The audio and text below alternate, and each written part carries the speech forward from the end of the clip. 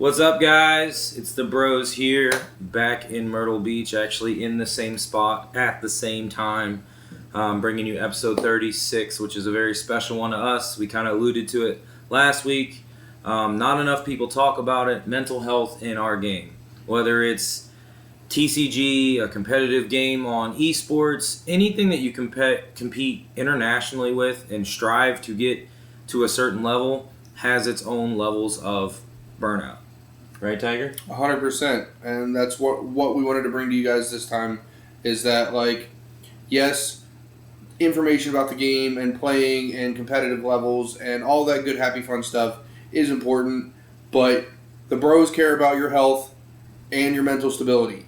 And this is a big episode for us, especially since I just personally went through burnout after Milwaukee. Mm-hmm. I took 2 weeks of just not playing, not looking at a card. I had to tell everybody on the team, I was like, hey guys, I don't want to do Pokemon right now. And it seemed like a harsh thing to tell people, but I chose me being able to keep going forward over, can this tech card help a matchup? It seems like a very little niche thing, but when you get to a certain point, that you have to force yourself to take the break. And that's what we wanted to kind of chime in a little bit about on this episode. Yeah, for those that aren't really aware, I'll go a little bit detailed, did some research on it, read some more. There have been reports and stuff in different games about burnout. I mean, it's definitely something people talk about, just not recently, so we figured we'd be the ones.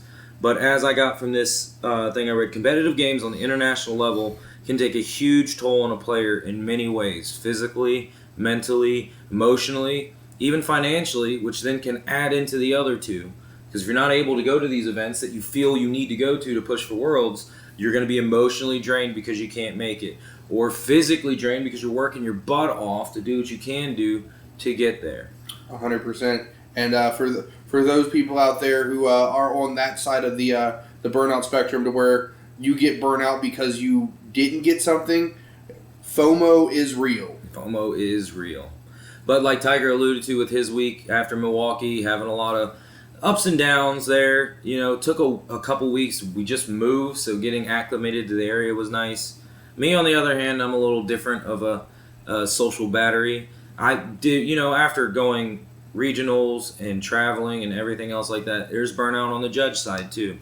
Many of my buddies out there that run several leagues tell me about the burnout from having Mondays and then Wednesdays and then Fridays, Saturdays, and then starting right back over again with 3, 4, 5 days of leagues in different areas traveling. Those that go and do all these large events from the judge side can also feel some burnout. I know many of them it's a vacation, all right? Definitely is. It's fun. Don't get me wrong. You get to see people you don't see all the time and a lot of like-minded people that are also Pokemon peeps. It's awesome. But at the same time, the event can weigh on you. I don't know if people understand. We usually, if you work 3 days, you're there Friday for 8, 9, maybe 10 hours, depending on what your job is. Saturday and Sunday, you can count on being a 10 to 12-hour day. Saturday for sure is 12 hours. Now, while it seems like that's a lot, it is fun. It goes fast. But you don't realize when you get off that floor and you go back to the hotel room, the audible hum that's in your ear just from all the noise, just needing to just sit back and relax. Judge. It's the crazy part about it. Hearing Judge, I swear I hear Judge in my sleep sometimes. I'm not even lying. But that takes a toll on us too. I know I charge a little differently. I have a very high social battery. Anybody that knows me, I'm out and about. But that's what actually charges me up. I do sleep for the people that don't. They'll ask Tiger, he knows there's usually a day or two I'm just conked. But in order for me to keep going to these events and charge my social battery, I do have to hang out with people, talk, do that sort of thing. That is my way to combat the burnout. I know it sounds counterproductive, but then it's not always about competitive Pokemon strategies on my side. Sometimes it's silly stuff that we've done at league or things that happen at an event or a crazy call, that happened years ago or months ago. Just recently, we were sitting in a circle and we were talking about the craziest call you ever had. And I was in the circle with some judges that have been judging since 2008. Okay, you could imagine some of the crazy stories we heard. about some of the players that you know now that are top players. Not even going to share any of them. Sorry, not happening. But it is crazy. You know, that's the sort of thing that helps me unwind after an event. Hear these crazy things. I don't have too many crazy stories from judging. I've been fortunate. You know, I stay on sides most of the time, and even my Masters stuff hasn't been crazy. But that's a little bit on how I kind of got back into. Now I'm ready to go to Vegas and get all the podcasts and stuff running. Getting my battery full back again. Yeah, like Shawn was saying, he is a little different. He does like to hang out with people to get his battery charged. And for some of us, like myself, I reclused.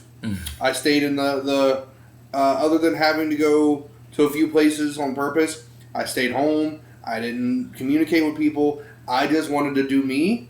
And that fixed a lot of the needed issues that I had of I didn't even want to hold a Pokemon deck.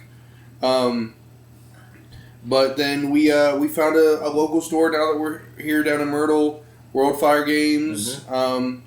Good community, good people. We went to our first locals yesterday.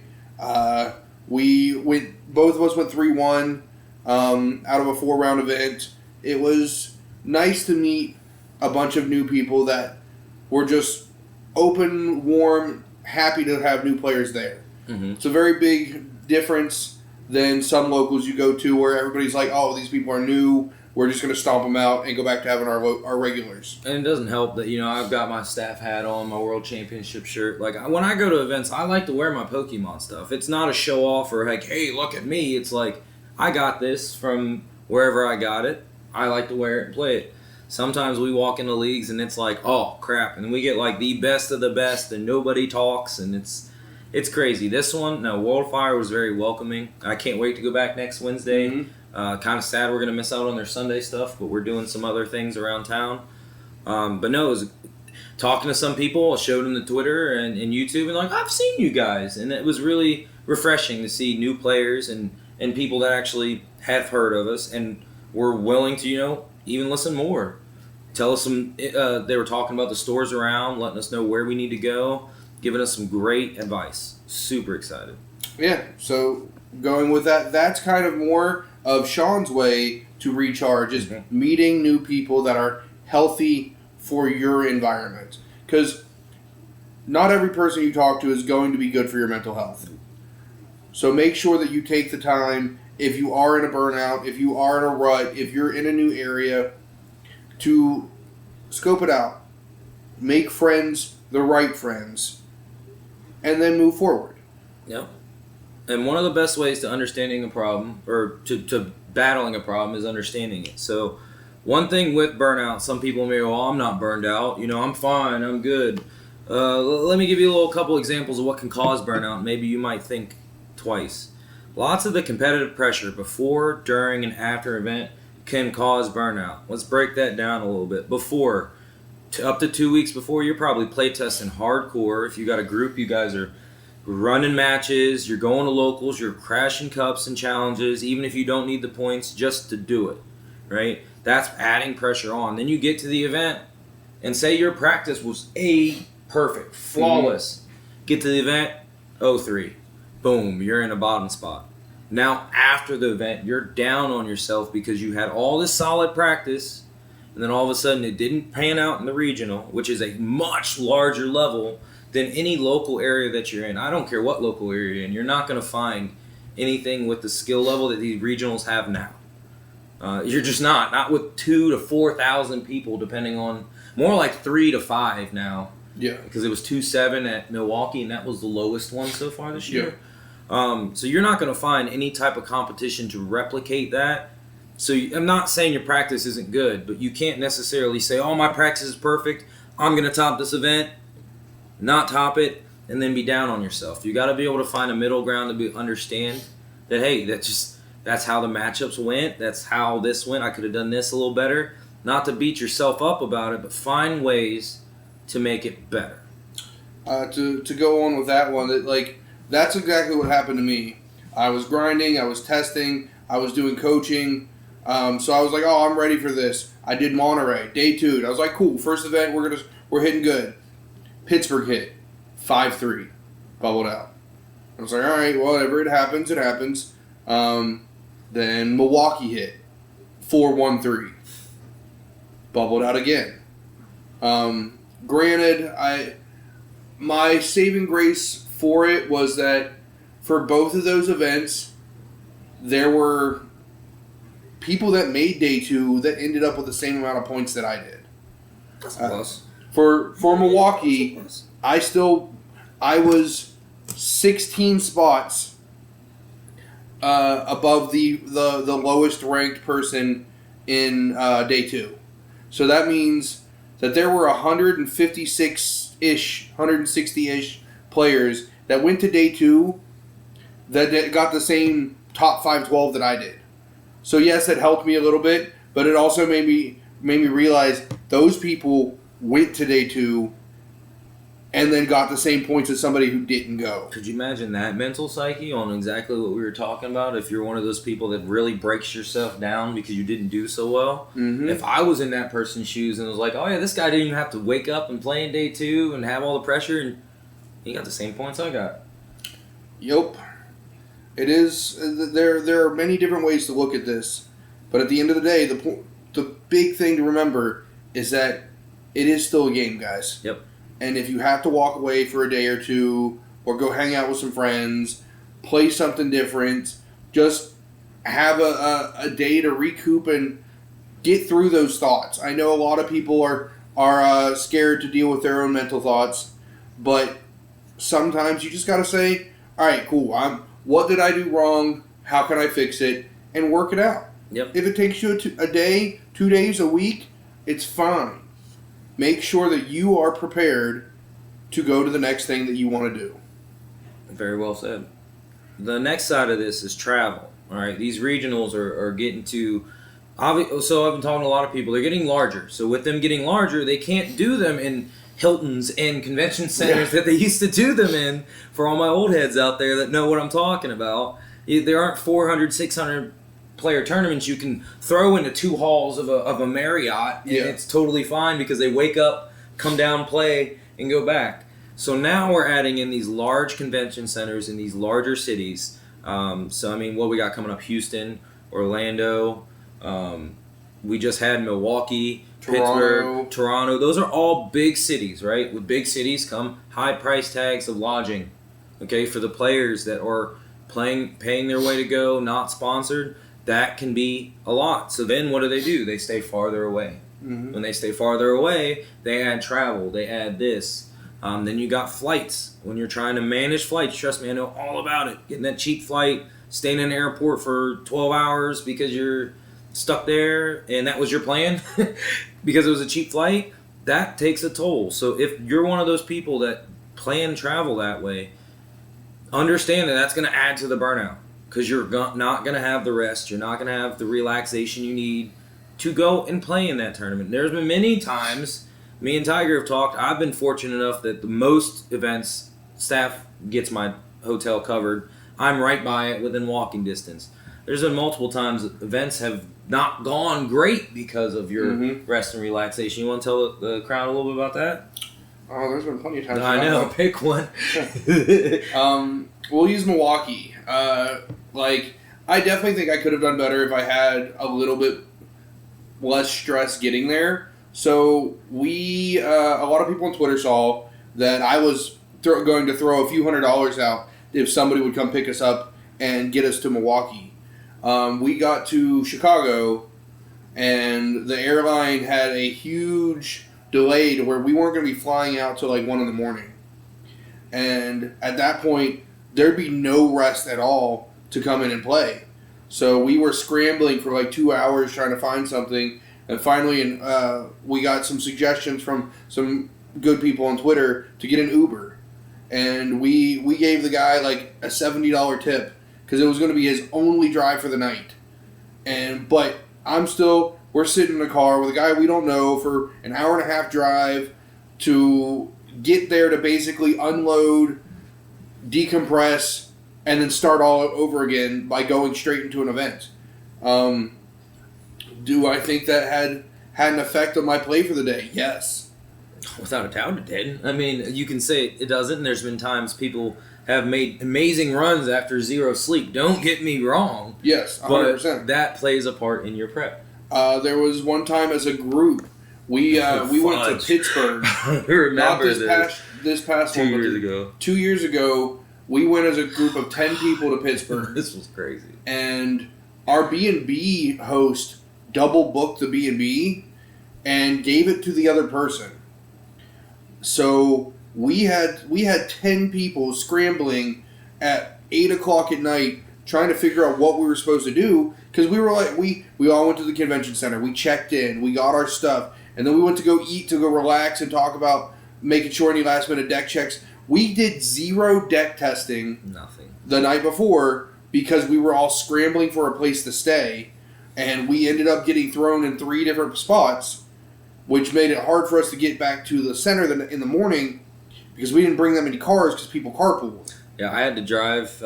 I drove pretty much everybody to their hotels.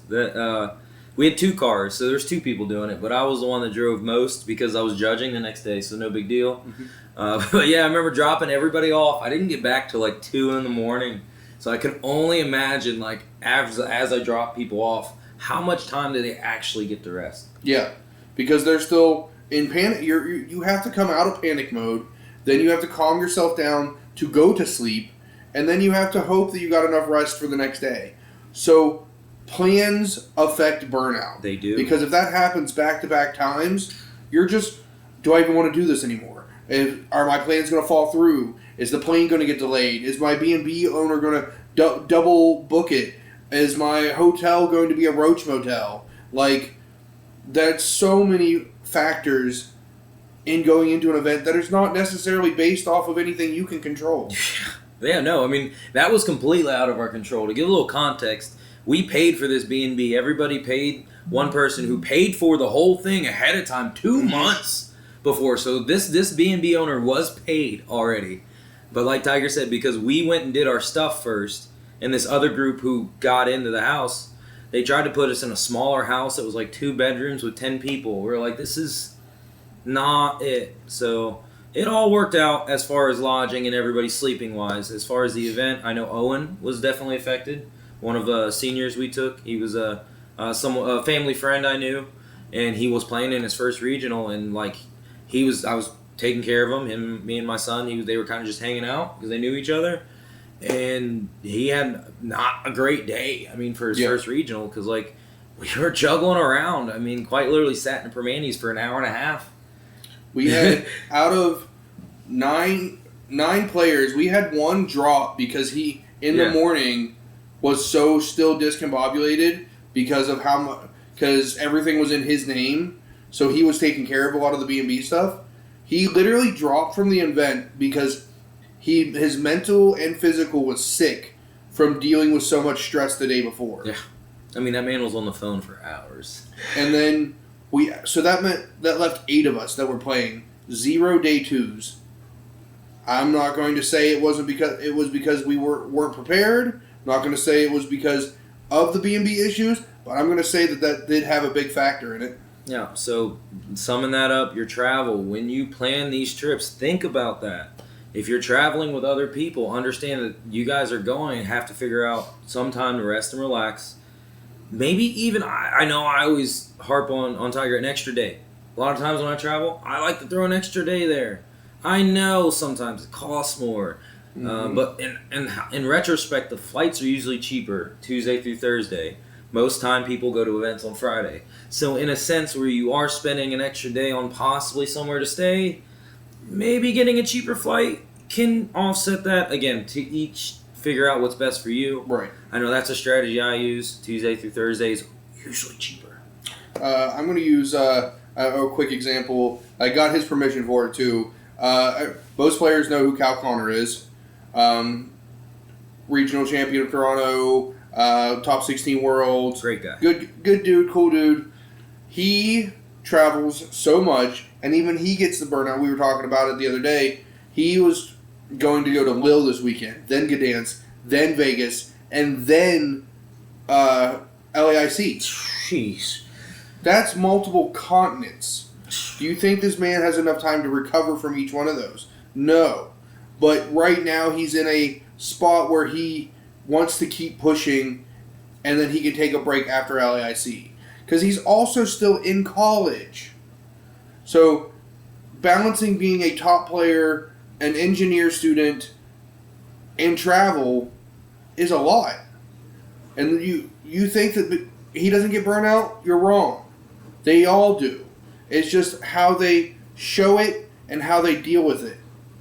He has, I'm pretty sure, a kid, and he has a wife, so he has a family that goes back to, and that's what recharges him. Mm-hmm. Playing Fortnite, like I don't know how many nights we've been. It's a big difference for us and Cal. Cal lives on West Coast and we're East Coast. Yeah. So I'll get on at 11 o'clock at night and play for an hour or two, and I'm like, oh man, it's 1 o'clock here.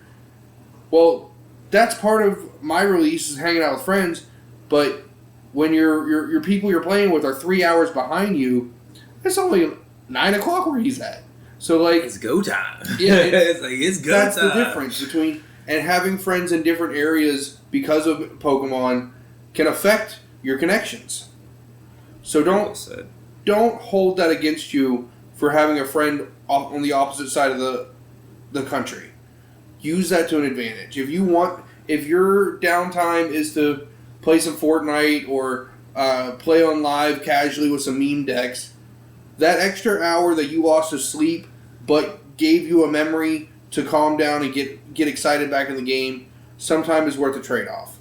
But if you're a grumpy person like myself, when it comes to waking up too early, I'll play with you tomorrow. All right, so last thing on that is the other thing, a little more to Pokemon versus anything else, the fast pace of our game. And I don't necessarily mean the fast pace of play, I mean the fast pace of change. Like, we get cards every 2 to 3 months added into the mix, and then you get cards every year chopped off.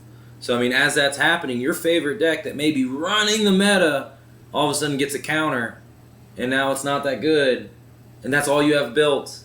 I mean, some players can't flop decks like we do. Mm-hmm. You know, there's a plethora of cards. I mean, we quite literally have to go through so many cards. It's like a mini card shop in here. But not a lot of people can flop through and go from Grimmsnarl to Joltik Box to Flareon because they have friends in a community that have the cards. Like, not a lot of people can do that. So if your favorite deck gets shut down, that can lead to burnout. So understand that our game changes quickly. A lot of things, okay, for example, I got an example for this, Goldango. I love Goldango. Quite literally, I have a Gimmighoul tattoo of coins all over me. I'm going to LIC, but I'm not playing Goldango. Because I don't think it's good, even though I want to. So bad! On best advice from the whole team, I'm just not going to play it. But I'm finding something similar that I can enjoy, that has the same feel, and is also competitive. I've said this many times. It's got to play good and feel good to play it. And next thing you know, you got something that can make you happier to play it, right? 100%. That's one of the things that people don't actually touch on very often is when new cards come out and pushing other decks in and out with it. One of my favorite decks of all time is Charizard. A lot of people know this. I am a Zard boy. It has weaved in and out of the meta so many times, different variations. We've had Bibzard, Pidgeot Zard, Dudunsparce Zard. Forgot that was a thing. Yeah. What else have we had? Polt Zard. There's been so many different ways to put Zard in and out of the meta, and it was just sometimes good, sometimes it wasn't. And when it wasn't, it really wasn't. And when it's good, it's really good. And some people will just say, all right, all I have is Charizard, and it's my favorite deck, I'm going to play it, and understand they're going to lose a lot because it's not good in the meta. And that can be frustrating. And there are some people that are like, all right, well, might be my favorite deck, but I like winning more than I like my deck. Mm-hmm. And they're going to force themselves to play something else, which can also cause burnout because you're playing something you don't like because wins is more important than enjoying the game. I can't agree with that. But like that, I will say that also has a double-edged sword. While it may burn you out and you don't like it, it will make you better at the game because you're playing something that you're not used to and you're opening your eyes to. I will second that every day.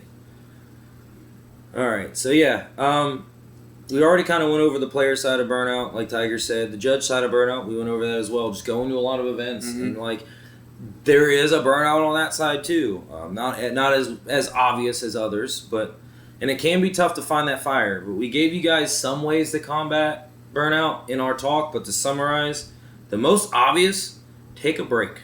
Mm-hmm. Take a break, even if it's a minute break. I know there's some people out there that feel like they can't take a break. The FOMO of Worlds and CPE, and I'm running out of the race. I understand. We get that. But if you can take yourself a week or two to like dumb it down a little bit, not in bad terms, but just not play super competitively, just get used to things. Play locally like we have. Just work on some things. Yeah, that can help. Fun decks, casual play.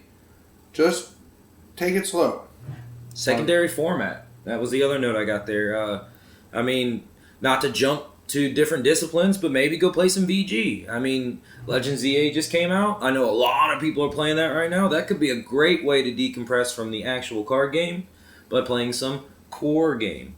Or, my favorite, find an alternate format. GLC, raids are really fun at obviously at regionals. It's the only place you're going to find those. But GLC, there are GLC groups around. They're few and far between. Don't get me wrong. But they're out there. There's online groups to find them. Online. Cardboard Warriors is always playing. I talk to Spence and all those guys all the time when we went up to Full Grip. They are always playing. Now that I've got the time, I'll probably hop in and start doing some webcam matches so that I can get my Rulosaur up to where it's actually pushing A tier instead of B plus as everybody's putting it, because I feel it's a lot better. But that's a tangent for another day. Find a community. Find a community. If you're not already part of the community, you're missing out. Let me tell you right now. Find a community. Find players that want to play Pokemon. People will love to talk Pokemon that like Pokemon. They don't have to be your best friends. You don't have to know every in and out about them, but they could be. You never know.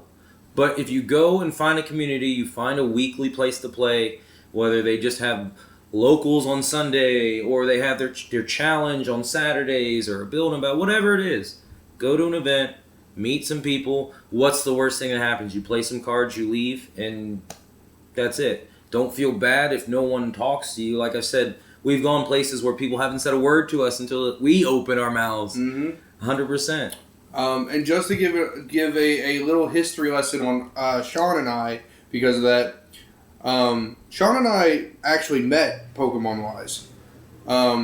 But without us knowing, we worked together. To show a little bit of history of our age, I worked in the electronics of Toys R Us, and Shawn put together bikes and all the distribution stuff in the back of the house. We never really interacted, but we worked in the same building together. Yeah. But fast forward a little bit, Shawn was a Magic player. Brent, his son, wanted to play Pokemon. They came and we met. I remember him coming in the first time and just learning. And then a few years later, we got back in touch again. He came in with his Pikachu V Union deck. Woo! And I was like, my guy, what are you doing here? And we just hit it back off at that point because Shawn took over running the league. I was in the recovery from my car wreck. We just put things back in place, and now the closest best friends you could be, moved to a whole other state together. Like, you never know unless you speak out and reach out to someone.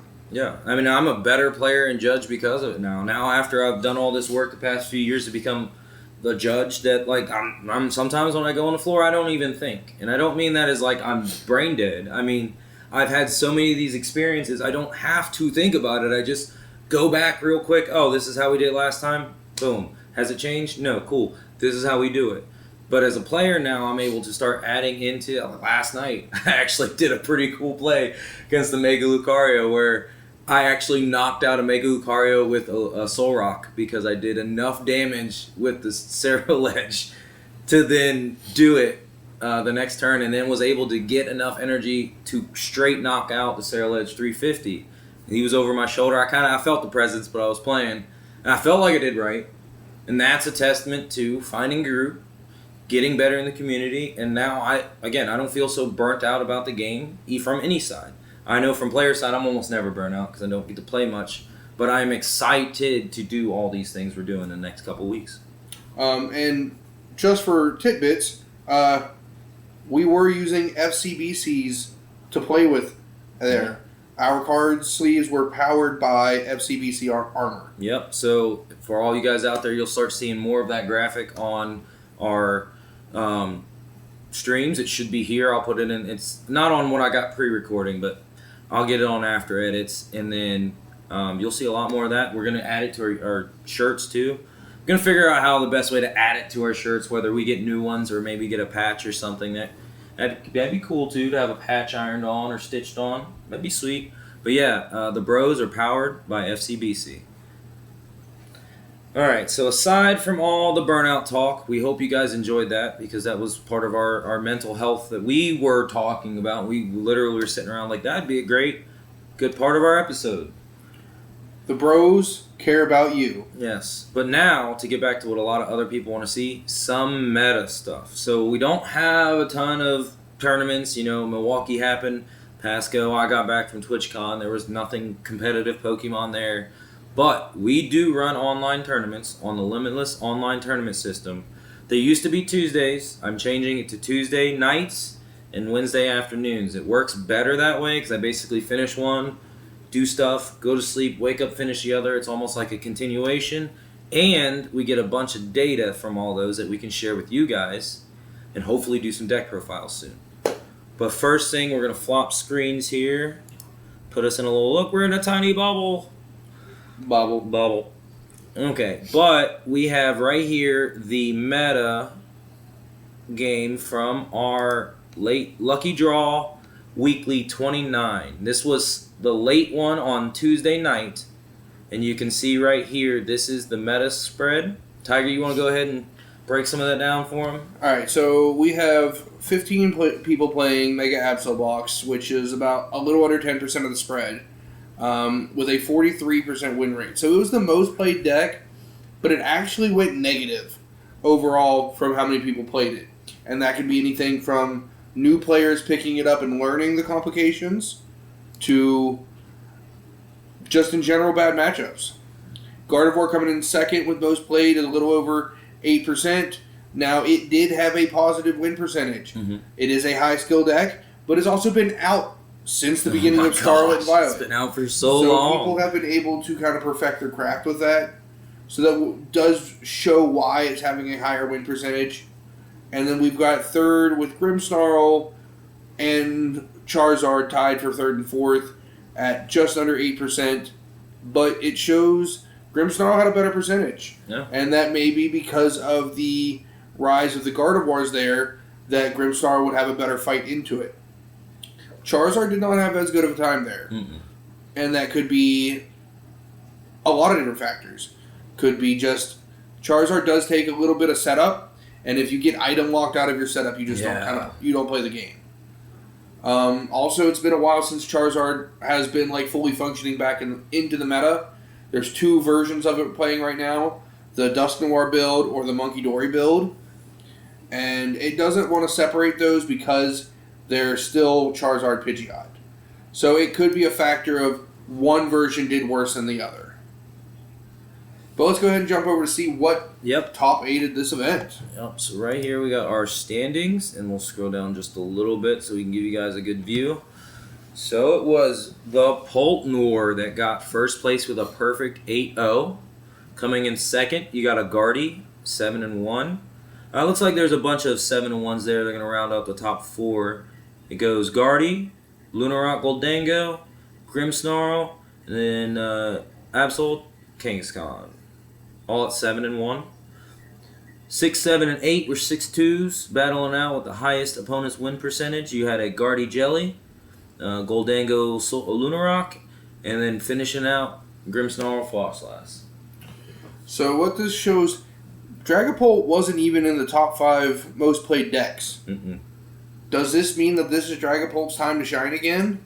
Or did this person get lucky going through? Well, we can take a look at their matches if we want to. Let's look at the winners' matches. All right, so let's go to Pedro's matches here. So here is Pedro's lineup again, he was a perfect 8-0, so this will give us an idea of what he played against. He beat 3 Gardevoirs, which is a very unfavored matchup for Dragapult.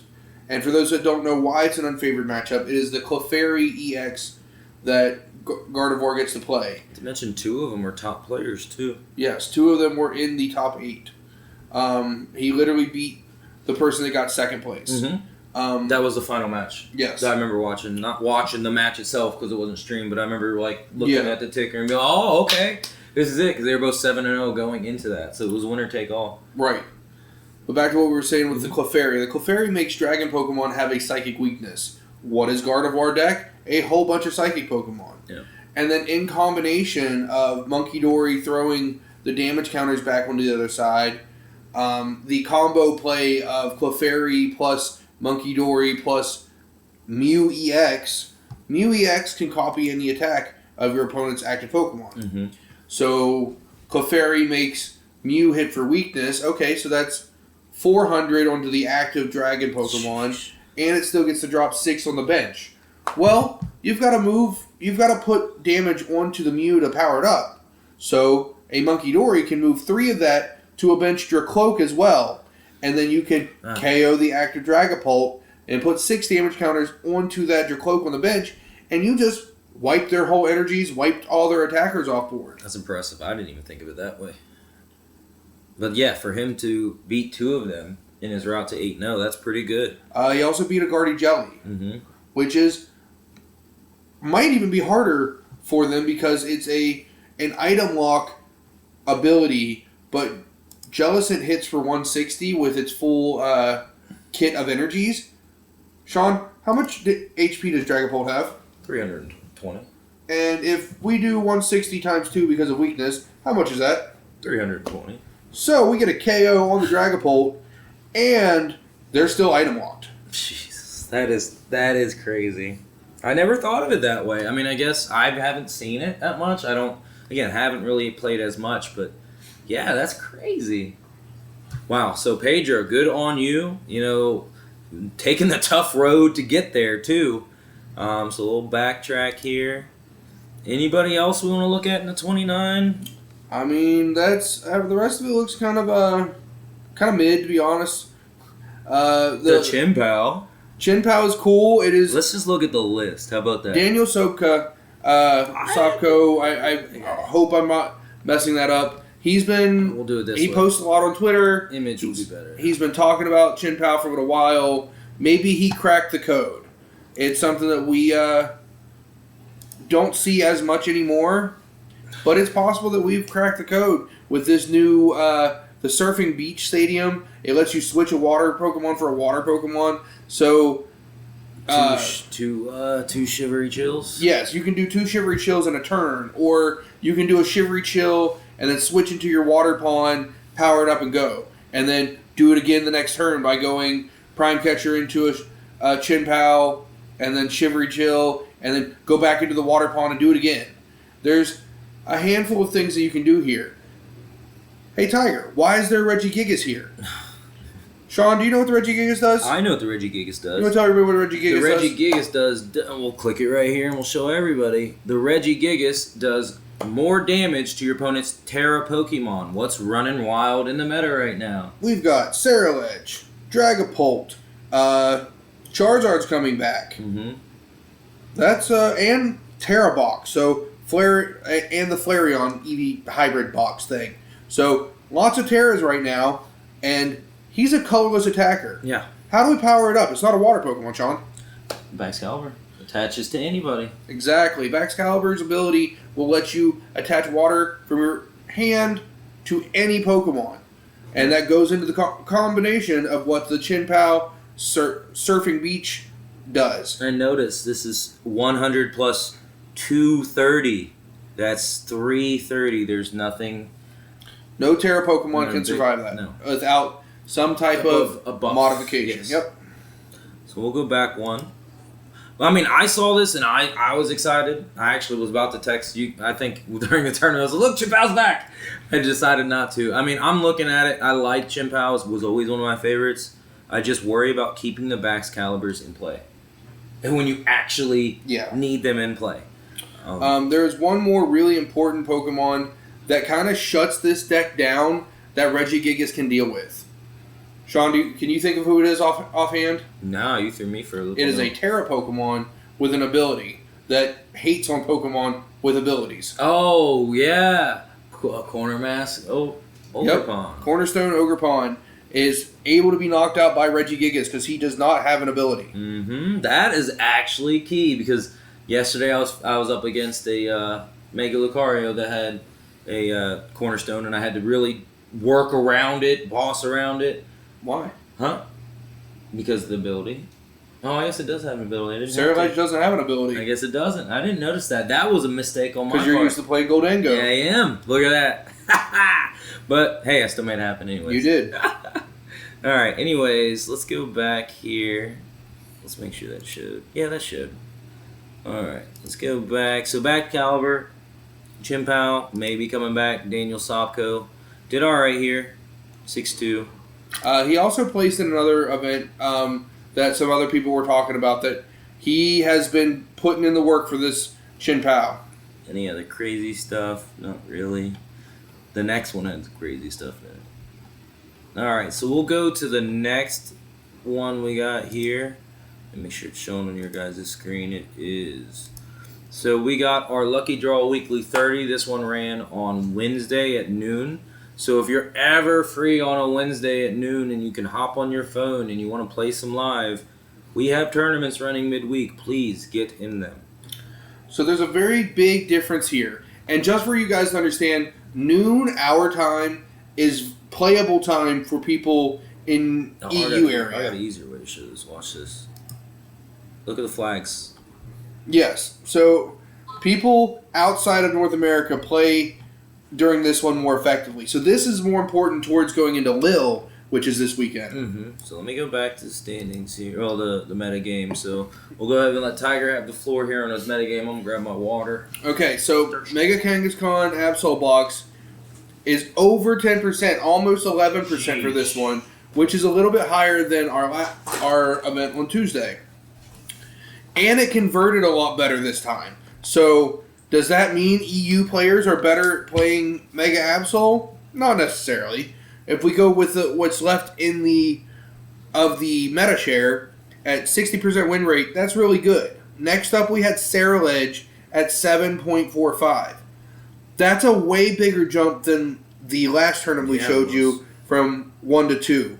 So that can be a big difference as well. If just in general more good players are playing the deck, then you're going to be able to see a higher win percentage. We've got Ceruledge at 7.5%, Dragapult at 7%, and tied for 4th and 5th is Charizard and Gardevoir. Now, nothing other than the Dragapult and the Mega Absol had a winning percentage. No, they didn't. There's very low, till we get all the way down to, Grimmsnarl. Nothing seemed to have had a winning percentage.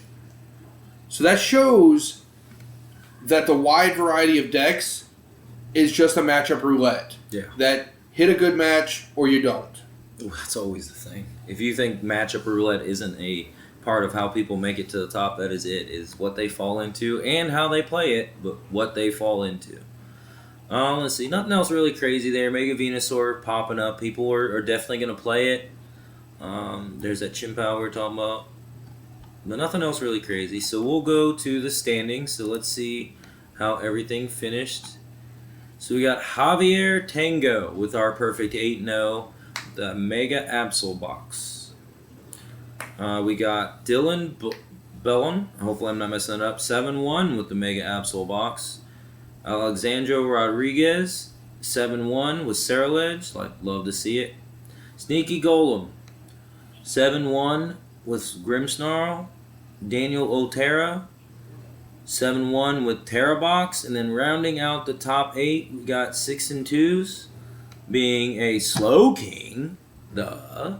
We'll talk about that in a second, I'm sure. Raging Bolt, and then Dusknoir Dragapult. So, I mean, pretty similar, different than the last tournament. What's that bring up to your mind? this is this matchup roulette, and European players play a lot differently than American players do. American players, well, Western players, whatever you want to call us, we choose decks based on consistency and stability, and a lot of European players end up playing based on power level. And at the end of the day, Kangaskhan's power level has an auto KO. It has big beefy Pokemon. Power level very high. Ceruledge has an infinite damage ramp. Power level very high. Its problem is with some of these things is Absol kind of falls if you just don't get turn 1 Trolley Turbo Energized. If you have to wait 2 turns to do that, you're very far behind.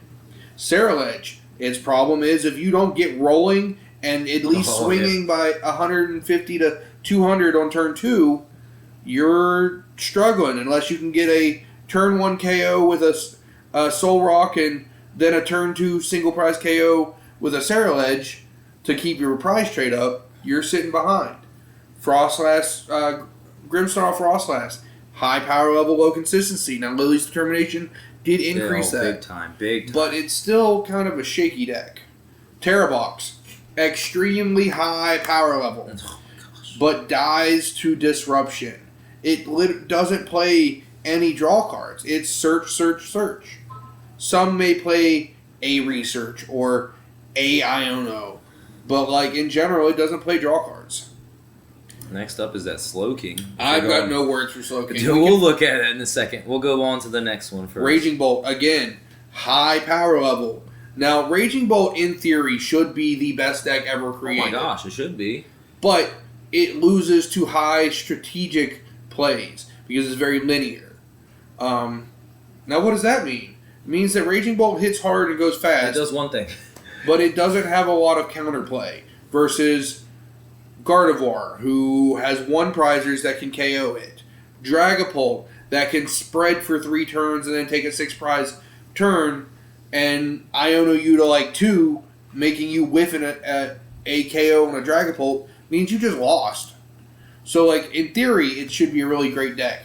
On paper, it kind of falters if you just don't steamroll people. I played one, little side note, I played one last night with the Ceruledge I was playing with, and I was waiting for the owls. There's no owls. And the Teal Mask didn't come out till like turn 3. So I'm like, oh gosh. And then she just kept putting down big ones, and I'm like, oh my god, okay. Alright, this is game plan simple. But yeah, no, I feel like Tiger said, it should be the best deck out there. I mean, it easily hits 280 almost every time, and if you need another one, it's not impossible to find that 5th energy. No, not it's at all. really not. I mean, to do it multiple times, it might be hard to keep doing it, but if you can just do 4, 5, 4, it's not that hard to do. No. Now, something for anybody watching here, I want you to show me that you've listened to this. I want you to tag me in a Twitter post or Facebook on Verbank, anything like that, with a Sandy Shocks EX. We've been talking about that. Is that time to put it back? I think that Sandy Shocks EX is in a really good spot for Raging Bolt right now, just because it one-shots Mega Kangaskhan for 3 energies versus the 5 you need with Raging Bolt. And if they don't instantly return KO, you get 3 energies to play with for the next 5 energy KO you need for Raging Bolt. Plus with Area Zero. Was Area Zero out last time Sandy Shocks was out? Area Zero was not out the last time. Bench space was an issue, and now, essentially, it's not that much of an issue. So I do think Sandy Shocks EX, especially going into this Mega era where Pokemon are getting bigger, that 1 extra energy plus having the weakness coverage is huge. You heard it here, folks. Is it time for Sandy Shocks? He's a really cheap SIR right now. You want to get it in there? This is the time to do it. All right, and then rounding out the top 8, we got like what we've been talking about with the Dragapult Dusknoir. I mean, it's pretty simple. It does its thing. Yeah, let's look at this Slowking because it's bothering me. I will explain what Slowking does with the cards in here. We'll go to matchups first. I think that's going to show all Slowkings. Yeah, never mind. It is showing also. You need to do him specifically. Yeah, let me do him specifically. There we go. Let's look at this image. Chapow. Alright, so Yeah, we're on. with Slowking's ability attack is 1 psychic, 1 colorless, discard the top card of your deck, copy the attack of a non-rule box Pokemon there. So you use Xatu to accelerate 1 psychic energy, draw 2 cards. That's how you power up 2 energies on there each time. You use Academy and Knight to top deck the attacker you want. So if you want to do Kyurem, you go Ultra Ball for Kyurem, and then Academy and Knight, put it on top of the deck. Then you Seek Inspiration, the attack of the Slowking. It discards the card, and then you do the Kyurem attack of 1/10 to 3 Pokemon. Which, in theory, seems busted. It's just not as consistent as people think it is. It has a 1 of reversal energy there. That's to help for people that understand chasing the Xatu is how you win the game. Because if they can't accelerate energies, then they can't attack. Jet energy, that helps the combination. So if you push Xatu up and you don't have you started Xatu, or you don't have Latias to have a pivot, you can use Xatu to accelerate an energy, attach to Jet, and then shoot to the active. So the big attackers they use are the Haxorus, the Kyurem, Conkeldurr, and Annihilate. Now what Conkeldurr does is 250 damage. Normally, if it has a special condition, it attacks for free, but that's not what we're here for. You just want the 250 damage flat. The Kyurem, like I was just talking about, it discards all energies off of this Pokemon to do 110 to 3 of your opponent's Pokemon. So that could board wipe somebody if they're not playing a Shaman right now. The other 2 attackers are the Annihilate, which is just a KO each person.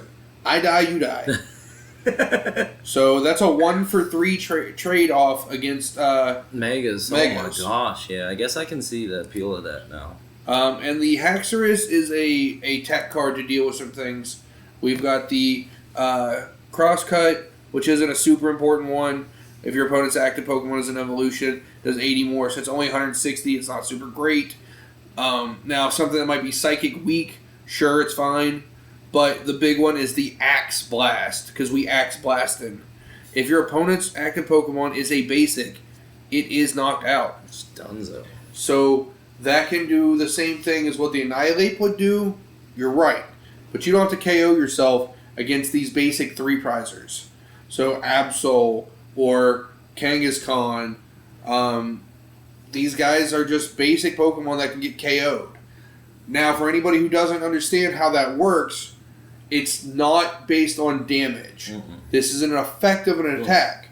Shawn, what card that we have in the format stops effects of attacks? Mist Energy. And what does Mist Energy do, Mr. Judge Man? Mist Energy would stop that from happening because of the secondary effect of attack. So they could use the attack, but it wouldn't go through. Correct. Now, if Mist Energy is attached onto a Pokemon and they use the Annihilate, do they just KO themselves? Or does it not trigger because... That's a weird one. Let me look at that. I love when you bring those up.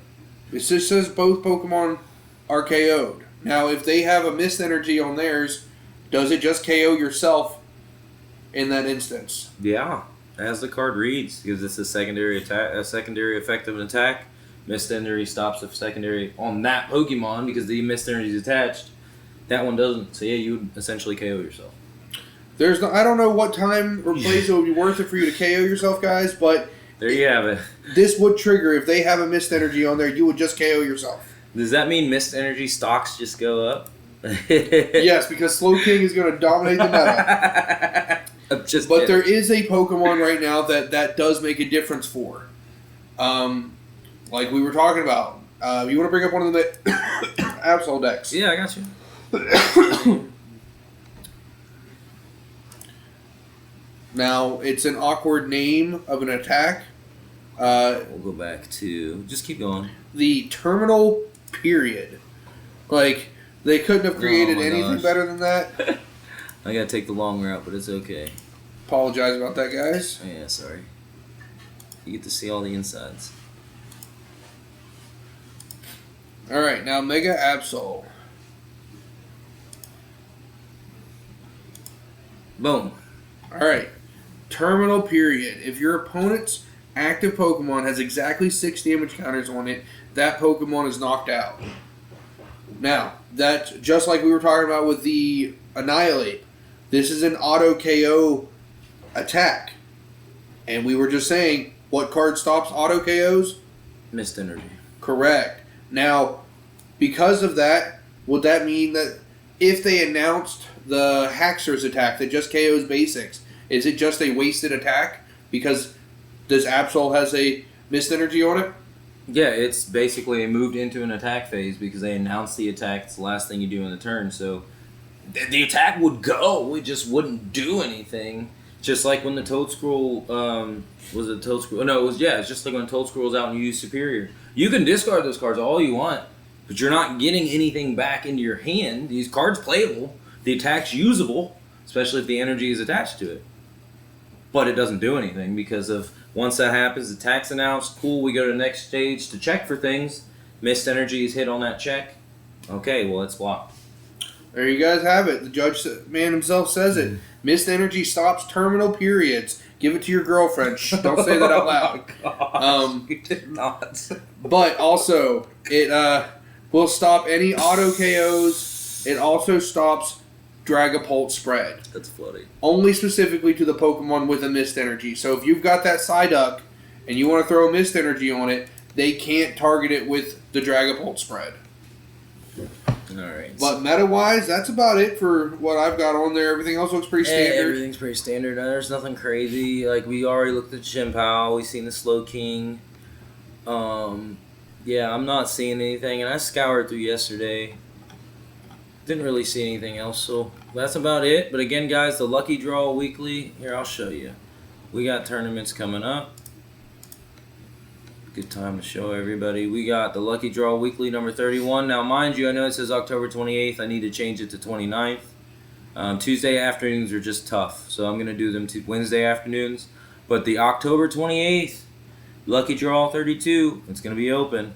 And even bigger here, if you guys see this Lucky Draw qualifier, this is a completely open tournament. We want as many people as we can get into it. And if we get over a certain amount of people, we will have physical, real prizes going out to people in the domestic U.S. We do have to put that little asterisk there. Now, if you want to go to a regional and meet me, you want to go to LASC and meet us if you win it.